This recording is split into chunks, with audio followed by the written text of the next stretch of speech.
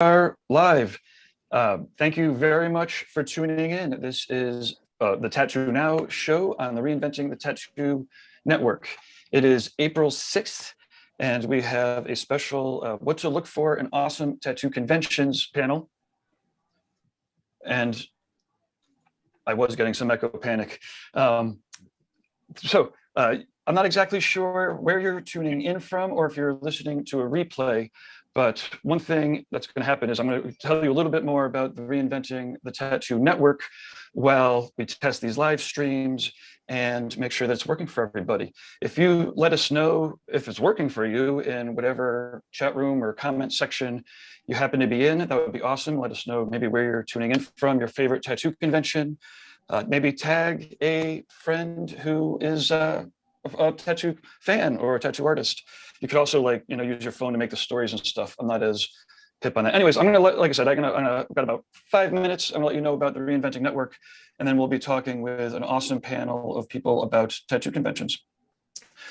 Let's see. So Guy Aitchison's Reinventing the Tattoo Community is where tattooers, apprentices, collectors, and the curious are all welcome to join in these live streams, to catch the on-demand replays, ultimately to inspire each other, to create better art and do better tattoos together.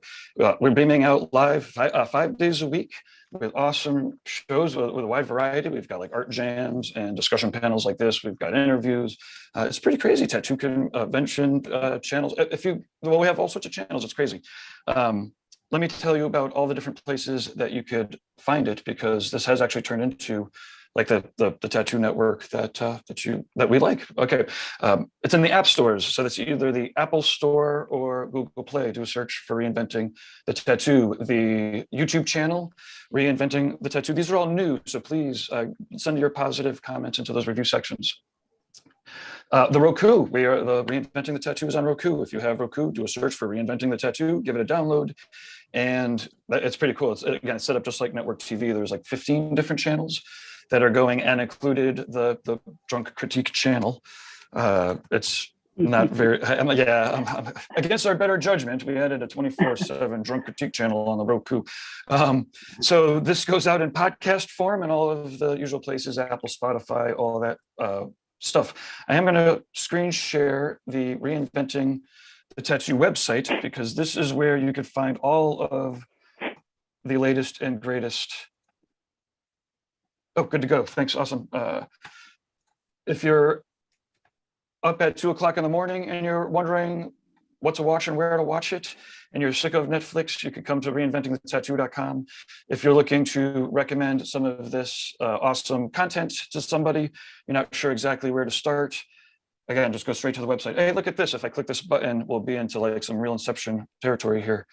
Oh, hey, we've got some people watching. Looks like from Brazil. Hello from Clearwater. Hello from Tampa. Sweet.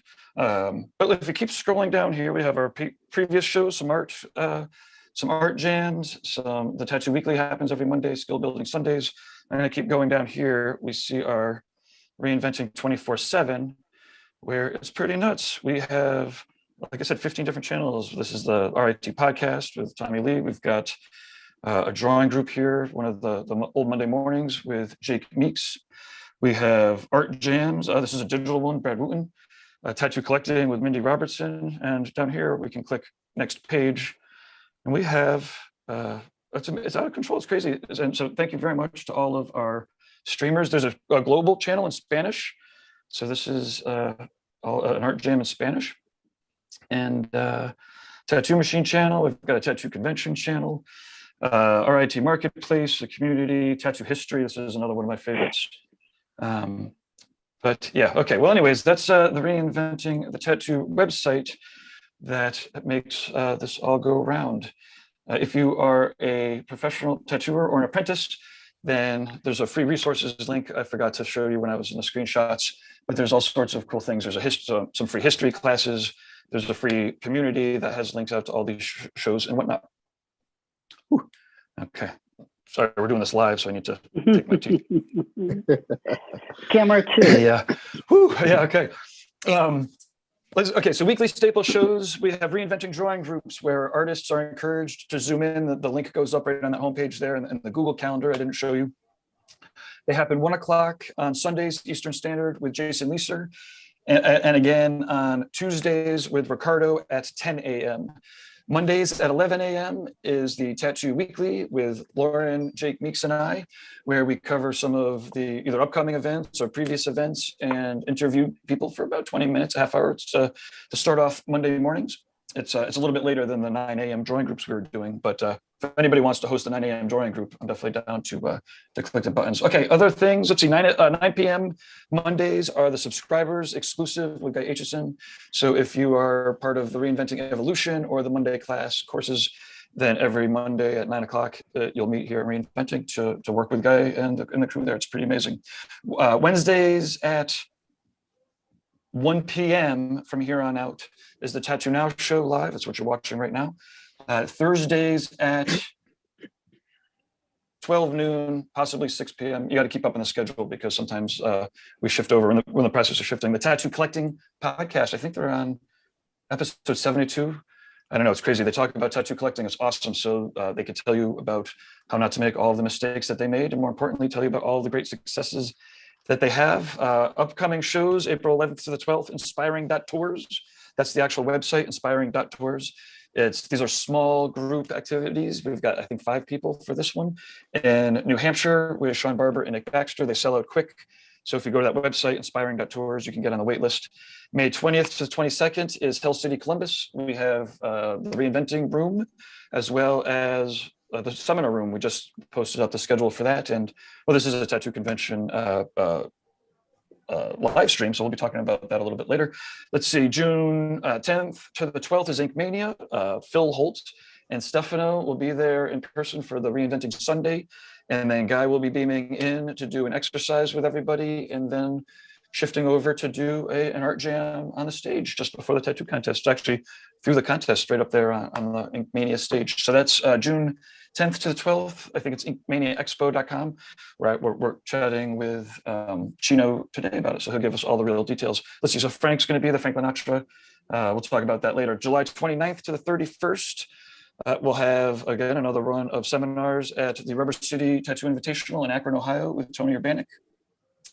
And then, yeah, then who knows what's going to happen at the end of the year. But we do have some other things scheduled. Sponsors that help make all of this network free to everybody for the YouTube channels and the podcasts and the Rokus and all that. So we want to thank our sponsors. Let's see, we have Raw Pigments, rawpigments.co, acrylic-free pigments. They don't dry out in the cup. I'm not sure if that's causation or correlation, but one way or another, they don't have acrylics in them and they don't dry out in the cup. Rawpigments.co. You can, I think there's a couple ways to get some samples. Anyways, check it out. There's videos with Lauren doing interviews with a lot of the Raw Pigments artists throughout this network. WorldTattooEvents.com. Alex has the largest, most comprehensive listing of tattoo conventions that exists online. I know, I searched out all the other ones, and you can't even copy it. It's out of control. Alex he's ferocious with his updating. He loves tattoo conventions and also hosts the history of tattoo conventions and the future of tattoo conventions. I almost felt a little bad that we didn't have him on here, but we have a good diverse crew here today. So let's see, we've got DLize Pro in the United States. It's known as Dermalize worldwide. And thanks to international copyrights and whatnot, I need to differentiate. That's DLize Pro in the United States, Dermalize worldwide. You could do a search for their videos. You can protect your art. It's a skin wrap designed to breathe and heal your tattoos, not like saran wrap. Saran wrap's designed specifically not to breathe. Let's see, we've got TattooNOW. This is me. I do technology for tattooers, as well as business courses. The next business course we're going to go through, I think it's like 2 months, 3 months, we're going to all work on business documents with a benefit as an example, so that we can use these documents in our own businesses. But the sample ones we're going to all go through a benefit. It's going to be pretty fun. Actually, I'm doing that right after this. So last but certainly not least, and in fact, the founder of Reinventing the Tattoo Network is Guy Aitchison, guyaitchison.com. You can see some of his artwork here in the background. Fuck. Whatever, that one there, guyaitchison.com. He's got amazing paintings and artwork. His tattoos are out of control. He founded Reinventing the Tattoo as a 3-ring binder like 25 years ago in the early 90s. And then, but was always eager to update everything, not to be stale even back then. He'd mail out the extra chapters for the 3-ring binder so people could put them inside of their binders. It was still interactive even back then. Anyways, GuyHutchison.com, Reinventing the Tattoo. Positive reviews on the channels, constructive criticisms to management at reinventingthetattoo.com. If you're interested in sponsoring the show, that would be awesome, because we want to get on other smart TVs and such. It's pretty cool. The Roku is pretty cool. A lot of people are like, Roku, what? I don't give a fuck. But as soon as you get an Amazon Fire Stick or Apple, let me know. So anyways, this is going to be awesome. We have a great panel. Chino from Inkmania, Troy from Villain Arts, who I must undoubtedly do the more tattoo conventions than anybody. I don't know how your blood pressure isn't out of control. I actually do know how, but a little bit. Hopefully you'll tell us. Litos, who's been a TattooNOW client for forever, tattooing over 30 years. I think the shop's been around over 2 decades. Forbidden Images down there in Florida. And then Lauren from Raw Pigments and Reinventing the Tattoo, who has a convention, I don't know what a very seasoned, I don't want to use any sort of military term due to the times, but a very experienced convention setter operator and whatnot. So thanks everybody for joining us. Obviously, Chino's running a showdown in Florida there. I'm excited to go and set up. We want to chat about all the positive things. There was a show there that got quite a bit of negative publicity, because it sucks, when good people kind of get, let down in a tremendous way. That doesn't look good in the tattoo world. But again, mostly what we want to do is differentiate. We don't need to, whatever. It's a fine public live stream, and we could say whatever we want to. But that said, we're here really to talk about how, cool conventions are, the good conventions, to talk about Inkmania, to talk about the Villain Arts shows, to make sure that people know, what our shows are about. And I'm Gabe from TattooNOW. I also run the Paradise Tattoo events when they happen, co-promoter of the worldwide tattoo conferences, Paradise Artist Retreats. And I'm doing more smaller shows. So like I said, the inspiring tours and whatnot. So let's go around a little bit. And if everybody can let us know a little bit about how you got into tattoo conventions, or who you are, and I guess mostly what you love about tattoo conventions. We'll keep it a little bit short and then dive into maybe some questions and some discussions. And one last time, for people that are watching on the live streams, let us know if you've been to any of these conventions before, and if you have, what you thought of them. If you have any questions, then yeah, we'll do a little Q&A for sure. I'm done. I yield the floor. Lauren, you're a Reinventing co-host. Would you like to take it away and get the ball rolling? Yeah, definitely. So I've got the chance to meet all of you in person at various events. So awesome. Chino in particular, I met you now that we realize it's been since 2018. So that was awesome. Yeah. Great things and awesome feelings that I got after attending your show. Really inspired, to say the least. So my history in tattoo conventions, I've been going for more than a decade, just as either a vendor or a visitor. So I've never thrown a convention or anything like that, so I don't have that type of feedback. But yeah, really excited to be here with you guys. Litos, I've known you for several years as well. If you'd like to go ahead and introduce yourself. All right, my name is Litos. I'm from Brazil, and I actually started my career, very young age, and was blessed to be involved and introduced by so many different great people at that time. Actually, it was limited. I was so young, there was not much resources and exposure to anything. All the negative connotations that tattooing had, I was able to kind of lived it. And seeing the progression from that time till now, it's amazing to see how much it has grown and how many people that actually came from the beginnings are still around. Some are still alive. Luckily, I'm still alive to talk about it. And it's a privilege to actually be around people now that are pushing the envelope and actually trying to create a better environment for the artists, for the clients, and to elevate the tattoo industry image, which has been kind of some rough paths. And now I am not a tattoo convention promoter, but I have been around from very tiny holes on the wall promotion to big showcases and seminars and things like that, that actually from A to Z.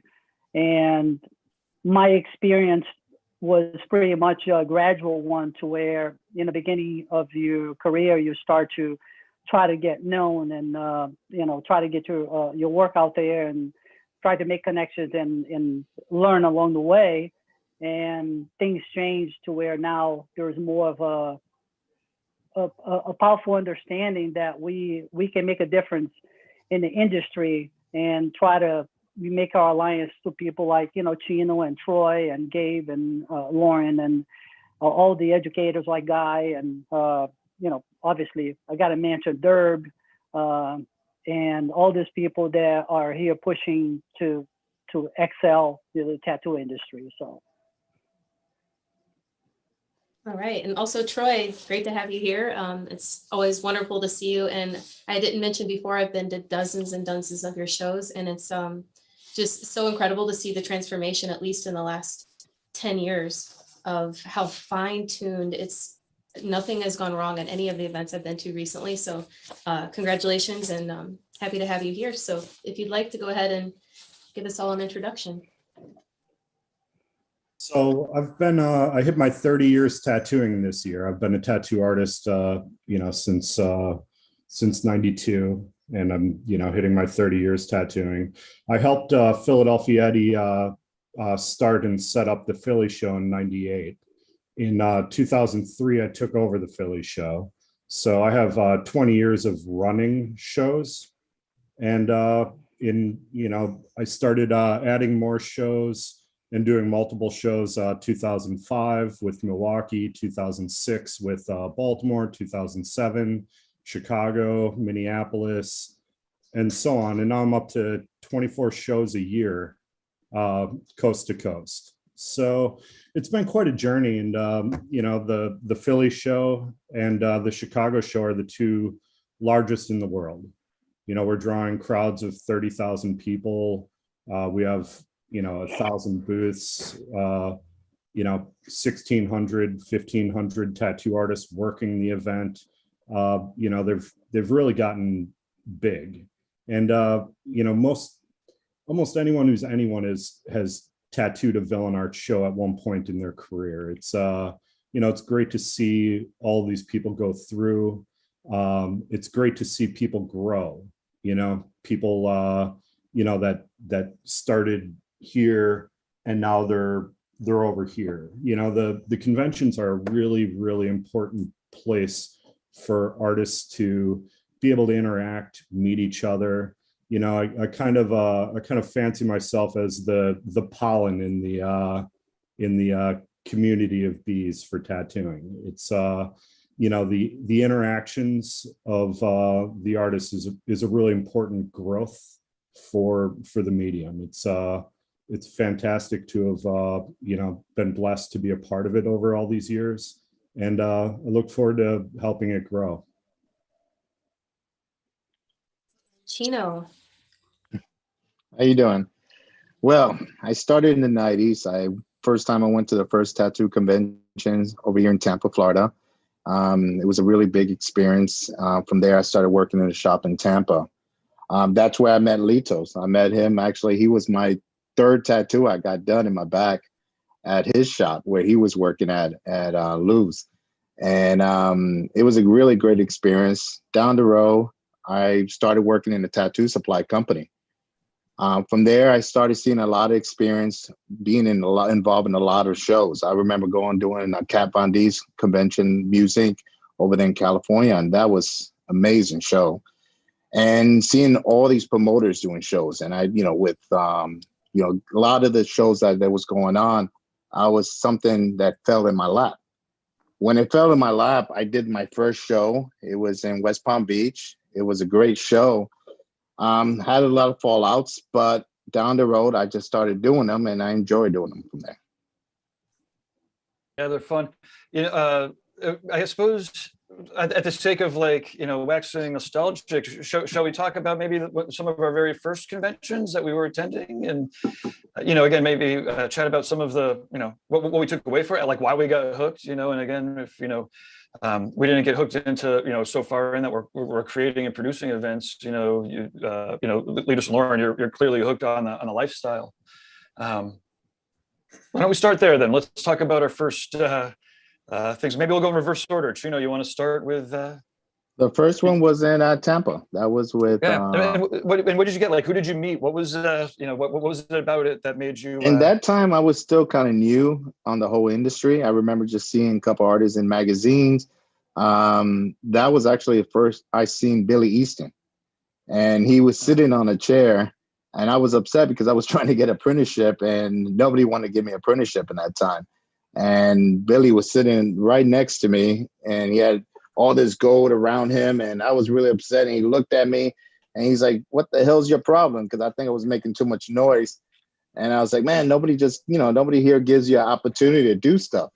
And he looked at me, he said, "Boy, if you fucking looking for opportunity, it's never gonna come. Just go get it if you want it." And ever since then, I just continued going through this industry. But that's what pushed me. I enjoyed that. I love just the body modification and everybody expressing themselves what they wanted to do. That's when I got really into piercing. I started doing a lot of piercings, and then I got into apprenticeship for tattooing from there. Awesome. I think Troy, for going backwards. My very first show was 1992, La Crosse, Wisconsin. And it was kind of like half a tattoo convention, half a biker swap meet. So you could buy bike parts and get tattooed, and back then it was, the shows weren't really, it was kind of a sideline thing with the motorcycle culture, things like that. And then, Dennis Dwyer's tattoo tour started up, and I started going to that every year. I started working for Philadelphia Eddie at the age of 20, just a kid. And it was just fantastic. I grew up in Wisconsin, and I guess Eddie liked me because I could hang drinking with him, all that good Wisconsin German blood in me, I guess. So I started going to a lot of shows with Eddie in the early 90s, and had just a lot of fun being able to travel and, being able to work for a legend like Philadelphia Eddie at that tender age was fantastic for me to be able to meet all the guys that were in the magazines and, learn from all these fantastic artists and meet them at the shows at that early of an age was just fantastic for me. Clearly a magical time and place that you landed in, and were, had the, whatever what it took to run with it and make it work. Just hearing, the audio from, I've met him a couple of times, in passing. I never had any sort of, I never went out drinking with him, but like hearing the stories, it's unbelievable just to be able to watch some of the clips or hear the stories. To be able to live through that must have been amazing. Like, what were some of those other conventions as you were traveling around with Eddie? And let's hear one of the stories. We have to hear at least one of the stories. All right. So we're at the Dina's All Women's Convention in Orlando, and Eddie's like, "Hey, let's go there and pick up girls." And I was like, "That sounds great, Ed. Let's go do that." So we get drunk, and I end up hooking up with Debbie Inksmith's cousin that she had met that weekend. Didn't even know her. And Eddie's like, he calls me on the phone, and I'm up in the room with the girl, and he's like, "Hey, Troy, I got $100 on you. Do you know what that girl's name is?" And I'm like, "Did you bet on me or on?" And he's like, "No, I bet on you." And I'm like, "All right, Ed, I'm sorry, I owe you $100." It was a lot of fun. I remember the bartender was like, "You can't leave with that drink," and Eddie opened up his pocket and just poured a screwdriver into the front pocket of his shirt. And he's like, "I'll save this one for later." Fantastic being able to travel with him. One of my favorite ones was the 96 Eden Rock Miami show. That was a Dennis Dwyer tattoo tour show. JD Crow, Dennis Dwyer were partners and would do a traveling show once a year in a different city. And that Miami one was phenomenal. That was the first one that had a lot of seminars. Everybody who was anybody was at that thing. I met Philip Liu there, got to watch Philip, Lou, and Guy, tattooing like a collab back piece. And, I'm sitting in a hotel room at 2 o'clock in the morning, and, Philip Lou's got, he's got a bloody glove in his hand, and he lights a joint, taking a hit out of it. And I'm looking at the bloody glove and the joint, and I'm like, oh yeah, I'm gonna pass on that. This is the lifestyle. And, it was cool to be, to be there in that kind of time period at, when tattooing was still at, like its earlier parts, and watch, be able to, go from there and watch it grow, watch Philip Lou's back pieces just get, crazy. See him, I think that shows the first time anyone had ever seen a hand-built 20 mag. They were like, oh my God, that needle's fucking this wide, and he's just slamming color in there with that thing, like 5, it'd be what, 7-hour full back piece, with these big mag groupings, and nobody was doing that, the next year, half that room had a 23 mag, you know what I mean? So it was cool to be able to see, the conventions open up, the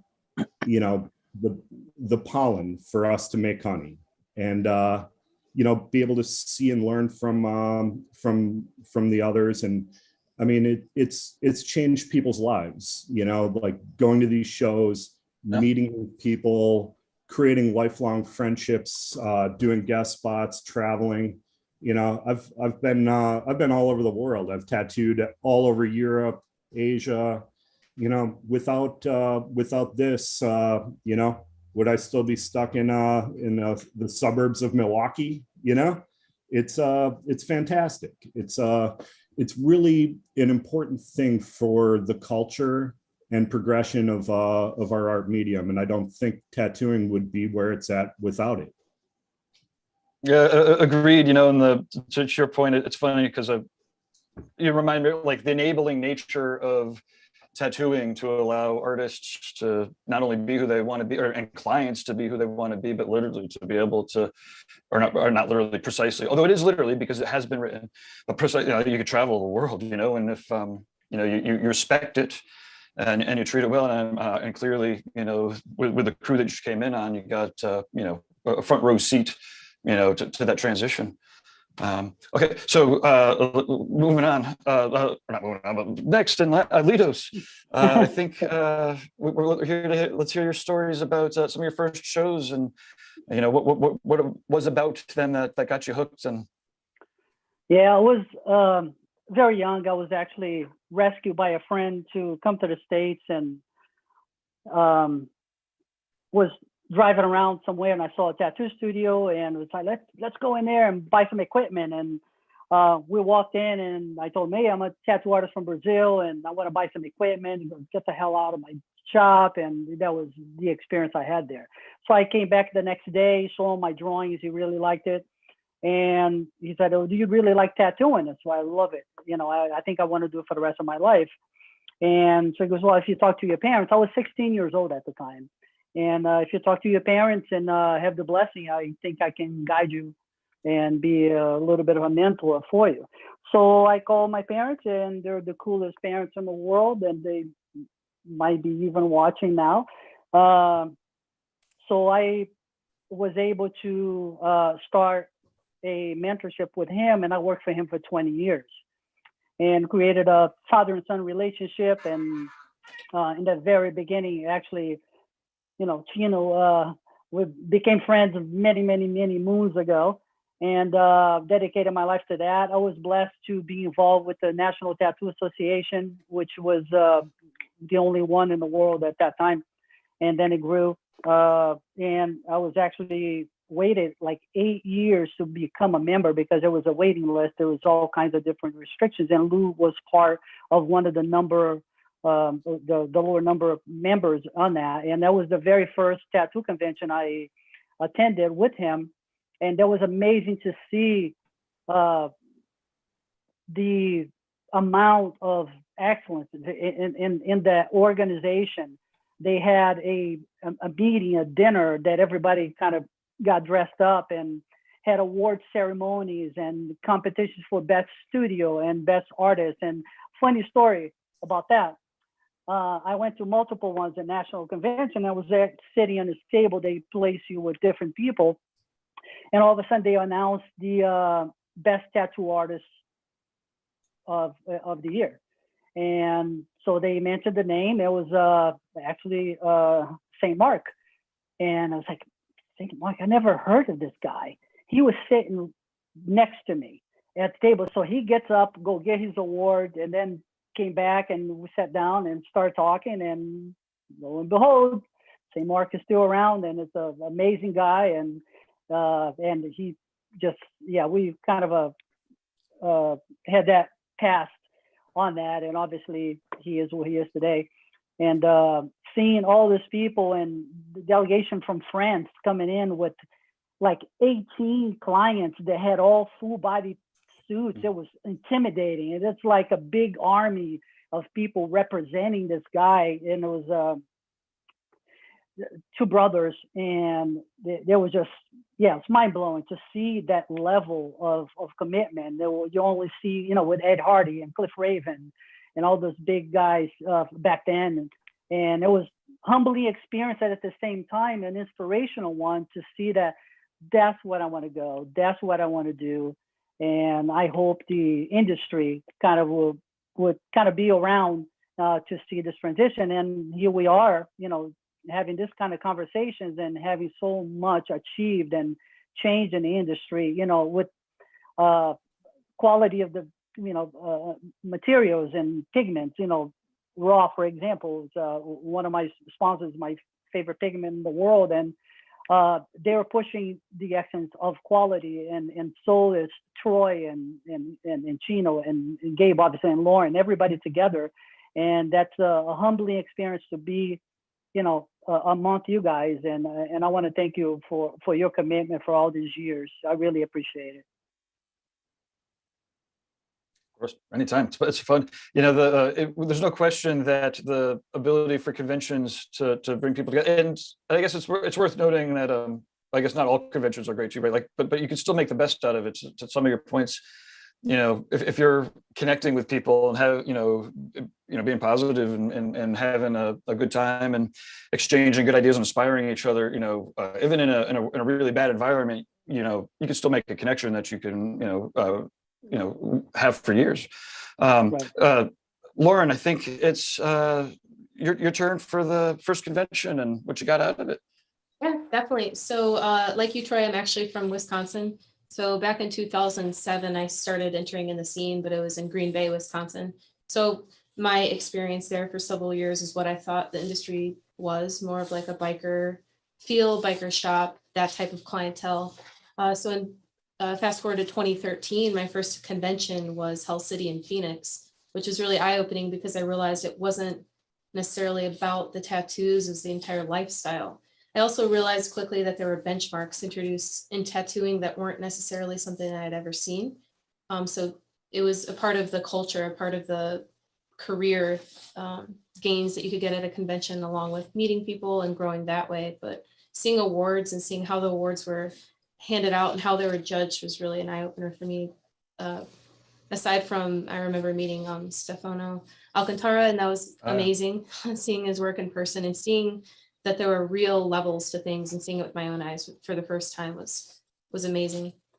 And from there, I went to hundreds of tattoo conventions in different spots within the US and learned a lot and saw that a lot of conventions are done completely differently. So the, you know, pros and cons to that, as we can all attest to. Yeah, for sure. No, it's definitely fun when, you know, when people hit good conventions for the first time compared to bad conventions. It's like the scale of their comparisons gets, you know, could be not out of whack necessarily, but, you know, often when people come through, you know, all of our shows and I'm catching feedback, they're like, you know, I love the tattoo world. All the artists are so nice. I'm like, not all of them. I mean, a lot of them, you know, but you're hitting real things. So real quick, my first tattoo convention, I think it was like 94, 93. It was with Dark Side Tattoo. I was like, you know, getting tattooed, and, you know, Sean was like, you want to go to a tattoo convention? I'm like, a tattoo what? I have no idea what this is.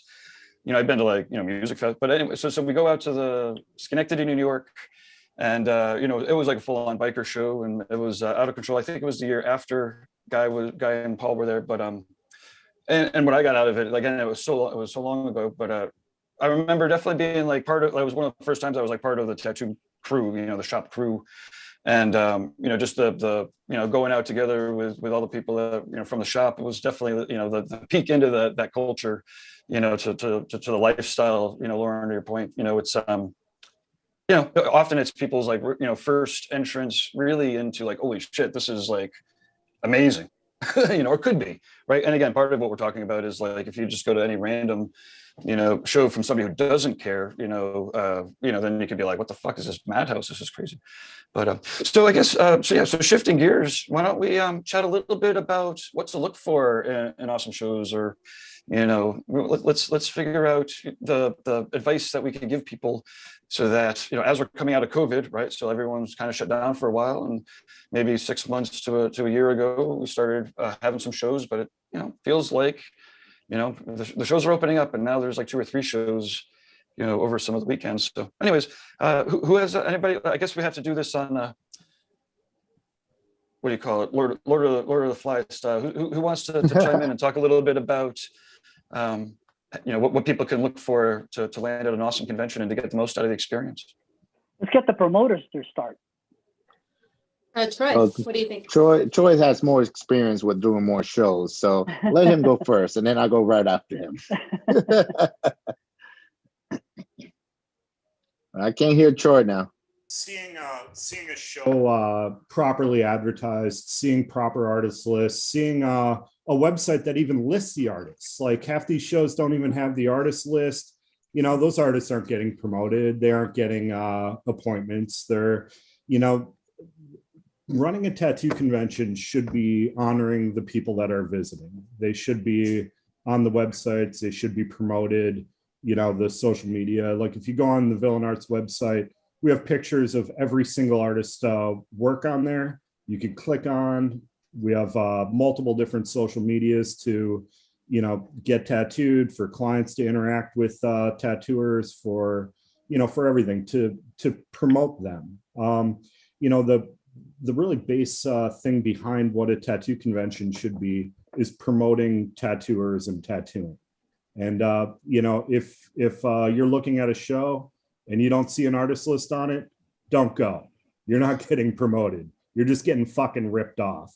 They're just taking your booth money, they're stealing it, and they're gonna give you a shitty time. And that's like the base of what it should be, a well-advertised show. You come to a Villain Arts city and you see billboards from the airport to your hotel. The promotions that we do, the amount of promotion, how we promote is all geared toward getting people to get tattooed and to enjoy it. We have a lot of entertainment at our shows, sideshow acts, things to do. Like what's your wife going to do while you're getting tattooed for 4 hours? Go check out the sideshows, go check out the entertainment, something to do with the kids while your significant other is getting a tattoo. It's about presenting a well-rounded experience for both of the artists, for their success, so that they have educated clients, they have people looking for the styles of work that they want to promote, that they're able to, pursue, that avenue of what type of artwork they want to promote for themselves, and to be able to draw customers for them. For the public, people that are coming there, the public wants to see good tattooers. They want to have a positive experience. They want to have things to do. They want to be able to, really have a positive experience for coming there and enjoying it. And when they have a positive experience, they're going to come back. They're going to come back every year. They're going to come back, and your show is going to grow. The tattooers are going to be able to pick and choose work that fits their styles. It's not James Vaughn doing a tribal tiger. I saw that at a show once. I was like, oh my God, James, you're doing a goddamn fucking tribal tiger, James. You know? He's like, I drew it on freehand. He did it. He did it in 5 minutes, probably. In 5 minutes, he was done. But you know, when you're really looking at shows to attend and do, really look at their websites.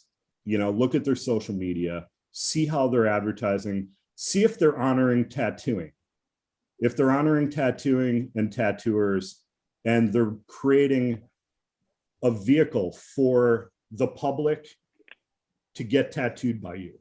If they're not doing that, they're not a promoter, they're not promoting, they're running a shitty show, they're stealing your money, they're fucking you. Yep, absolutely. Yeah. You're up, Chino. So what? Yeah.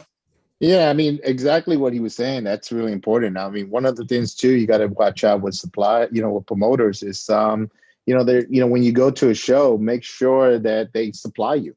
You know, you got people that's flying in from out of country, from other places, and they don't have anything to paper towels, waters, any supplies. And if a promoter goes there and puts a show and just leaves you a table and thinks, okay, that's all he's responsible for, that is wrong. You know, you got to make sure you support these guys just like you would support your own shop. You know, I own 2 tattoo shops. So with my shops, I have to supply my guys. So the same way the method you're going to have your shop is the same method you're going to have for promoting a show. You know, and then, you know, just like Troy was talking about promoting, marketing, advertising, you know, you got to invest a lot of money on billboards. You got to invest some money on, you know, social media, you know, doing a lot of guerrilla marketing. If you don't put effort on doing stuff like that, there's no business you should be doing this. Yeah. Okay. I guess I'll chat a little bit. I'm like a host and a convention promoter. You know, one of the things that, you know, people probably know, you know, part of my signature is, you know, attracting artists based off of, you know, always an inspirational professional development experience. And this is, I'm adding to the list, right? And part of, you know, for me, it's like, I definitely want to make sure that the website, you know, is definitely telling the story as best as it can. You know, I want to make sure that all the marketing materials, right, are portraying this message. And ultimately, you know, again, for me, the shows that, you know, I'm working with and helping artists get to, you know, again, always about that, you know, again, about the professional development, the sharing, again, to the point, like getting unique people together, you know, specifically to inspire each other, you know, not, you know, on the floor while they're tattooing, you know, and again, during a seminar day or a fun day or some of these other activities. Okay. We have 10 minutes before I have a hard out for the next business call. So, okay. Lauren, want to chat a little bit? You obviously are picking and choosing a lot of different shows to go to. And now, because of COVID's opening up, now you have, I imagine, even more choices than ever, but you can only hit so many of them. Sure. What goes into your decision-making process? From the perspective of a vendor, I would definitely say, like, obviously the organizational unit. So for example, let's take Bill and Arts. I know that I can email Bill and Arts and almost within, if there's an issue, within 3 to 10 to 5 minutes that I'll get a response and I'll have something taken care of.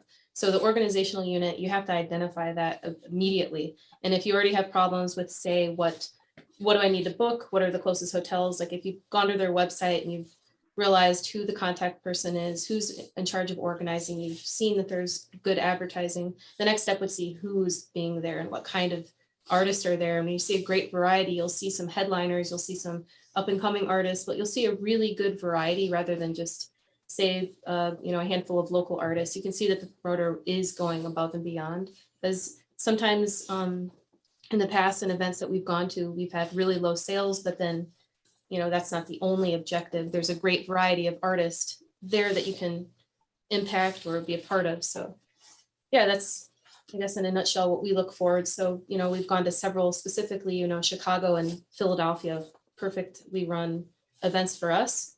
And so that we know next year we want to go again, and the next year we want to go again. And that's beyond what some of the conventions we go to are. You know, it might be we'll go once, but yeah. Some of the things I guess we look for would be space, organized charts to know where we are, who we're next to, easy to navigate, any help, booth rentals or like bed rentals and all that stuff, supplies are all available. Right. And a good MC, nonetheless. Yeah. It is a lot to live up to, you know, when you have examples like, you know, Troy, Chino, and Derb from Health City, and it just, that's not a bad thing, because they're setting up the bar high for anybody, being a tattooist or not, which we're not going to get into deep conversation on that, has something to go by. And that's a pretty hard shoe to fill. But it's, if you're going to be involved and you're not going to come close to them, you might not be ready to tackle that task. So you should do your homework and prepare yourself a little bit more. And as far as the perspective of an artist, what I recommend is, because it depends on your level of expertise and your years of experience, you should look for something. Or are you looking for a trophy or a pat in the back? Or are you looking to build relationships and actually do a network and actually build your client base and relationships with other artists, promoters, products, and all that? And whatever experience you have, you should keep in mind that you should take it to your studio and apply it to yourself and other artists involved, so they can get a glimpse of what is the idea of actually elevating your position in the business and your knowledge and all the above. And, you know, you have a choice to make. You either go to tattoo and just put your head down and just concentrate in your bubble, or you have a choice of actually connecting with clients, connecting with artists, learning and absorbing, and actually teaching as well. You're just passing on any positive thing that you can. Be humble, be respectful, make connections, and you will be invited next year, and, you know, it will only go up from that. Yeah, awesome. Cool. Well, you know, I'm trying to make some bad puns. I'm like, it feels like the Sunday night where we have to wrap it up. It's over too soon. No, we want to leave the audience wanting more. But fact is, we do have a hard out. So maybe if we could go back around, maybe in the original order, if we could remember it. And then give us, a good closeout. Let us know how people could reach you. And then maybe the next couple shows that you'll be at, or maybe some just shows that you're always at. And yeah, this was awesome. We'll have to do this again in various forms. What was the original order? Were you first, Lauren? Well, yeah, well, I think it was Lauren. I think it was me from there. I think so. Okay. Because I think it was Troy's first. Yeah. Okay, cool. My name is Lauren. You guys can follow me at Raw Pigments or Lauren.worldwide on Instagram. But the next show for us will be next weekend in Tahoe, followed by Hell City. I'd love to do the Inkmania this year, but not in the schedule. Center's Tattoo Expo, and yeah, not quite sure after that. But thank you guys for joining today. It's been awesome to hear your perspectives, and I'm sure there's a lot more we could talk about. All right. Well, my name is Chino. With Inkmania Expo. It's June 8th, 10th, 11th, 12th. Fortunately, we sold out. We have any more booth, but I look forward people still come in to, you know, experience the seminars and just have a good time. This was a good conversation. I wish we could talk more about it, because there was a lot more to talk about in regard to this, you know, things we have to look at. But yeah. We will have other opportunities, luckily. Mm-hmm. Troy? Yeah, you can check me out on villainarts.com. We do 24 shows a year. Too much. Near you. We've, you know, I mean, 20 some years of tattoo convention experience. You know, you can't go wrong. Check out villainarts.com. You know, check out our Instagram, social media. You know, all of our shows are on our website, and you know, we look forward to seeing you. Yeah, my name is Litos, and I've been in the industry for about 45 years now. My studio name is Forbidden Images. I do have 5 talented artists that are part of our family. You can find me at Litos Art on Instagram or forbiddenImages.com online. And I can't tell you next place I will be.